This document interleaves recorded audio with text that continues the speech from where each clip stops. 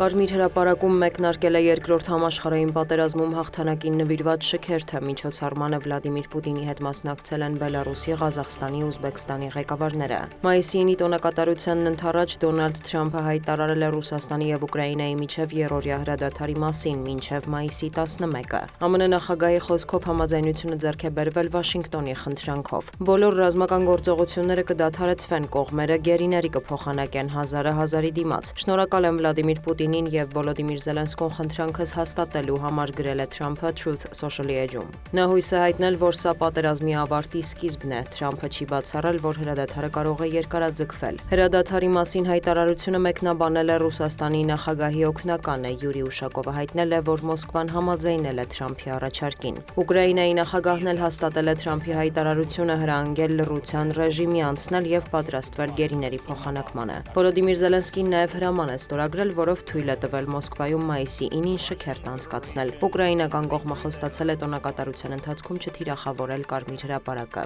Ավելի վաղ Ուկրաինայի զինված ուժերի գլխավոր հրամանատարը հայտարարել էր, որ Ռուսաստանն ակտիվացրել է հարձակողական գործողությունները շփման գծի ամբողջ երկայնքով։ Ալեքսանդր Սիրսկու խոսքով իրավիճակն առավել ծանր է Պոկրովսկի ուղղությամբ, որտեղ Ռուսաստանը կենտրոնացրել է 106,000 զինվորականի։ Նա հավելել է, որ ուկրաինական ուժերն էլ ակտիվ գործողություններ են իրականացնում, այդ թվում Ռուսաստանի տարածքում։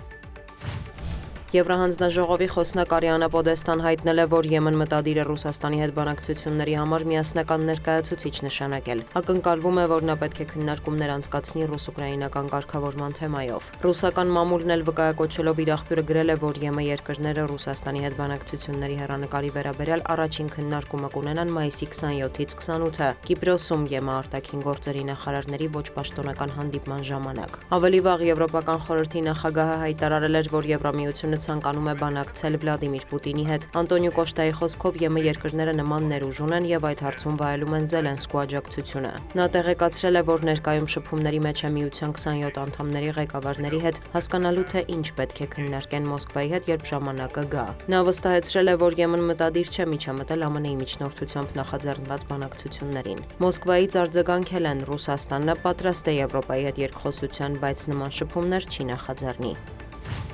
Իսրայելի զինված ուժերը հայտարարել են, որ վերջին ժամերին հարվածել են Լիբանանի հարավում Հեզբոլլահի մի քանի տասնյակ օբյեկտի, այդ թվում զենքի ստորգետնյա պահեստի, հրթիռային կայանքների։ Չնայած Իսրայել-Լիբանան բանակցություններին եւ հայտարարված հրադադարին, Ցահալը եւ Հեզբոլլահը բարբերաբար հայտնում են փոխադարձարվածների մասին։ Մայիսի 8-ին հրեական պետության բանակը կոչ էր արել Լիբանանի հարավային մի քանի քաղաքի եւ գյուղի բնակիչների տարհանվել։ Ցահալի տվյալով այդ տարածքներում կան Հեզբոլլահի ներկայացուցիչներ, որոնց դեմ Իսրայելը մտադիր է ռազմական գործողություններ իրականացնել։ Իսրայելի ուժերը շարունակում են ռազմական գործողությունները նաև Գազայի հատվածում։